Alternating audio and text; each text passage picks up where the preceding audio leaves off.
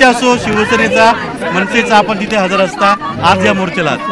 आता ह्या बापेट्यांनी जी ठाण्याची जी अवस्था करून टाकली ना, दहनीय अवस्था केलेली आहे या ठाण्याची, या बापेट्यांनी. आणि त्यांचा जो एक चमचा आहे ना, त्यांनी जी ठाणे महापालिकेची अवस्था केली ना, तर ती ठिकाणावर आणण्यासाठी हे दोघं भाऊ महाराष्ट्र नवनिर्माण सेना आणि ठाकरे ब्रँड दोघं जण एकत्र आले आणि त्यांना साथ देण्यासाठी आम्ही सगळे मराठी माणूस एकत्र आले. आजी दोघं भाऊ एकत्र यावे याकरता मी स्वतः तुमचा एक इंटरव्ह्यू घेतला, त्यात तुम्ही म्हटलं होतात आणि आज दोघं भाऊ एकत्र आलेत.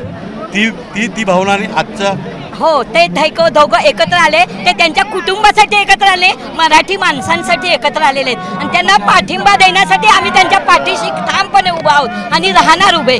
माझी कुठे हा पण आरोप होतोय की निवडणूक आलेली आहे तर निवडणुकीला दोघांना पर्याय नाही म्हणून एकत्र. नाही, हा तुमचा गैरसमज आहे. निवडणुका आल्यावरच ठाकरे बंधू काम करतात असं नाही. अख्खा कंटिन्यू 5 वर्ष आम्ही काम करतोय. आम्ही एकही दिवस घरी बसत नाही. सगळे आंदोलन असो, कोणाला कसली मदत असो, कोरोना असो, कुठलीही मदत असो, ठाकरे बंधू काय किंवा शिवसेना काय, मशाल ही सगळ्यांच्या तिथे धावून गेलेली असते.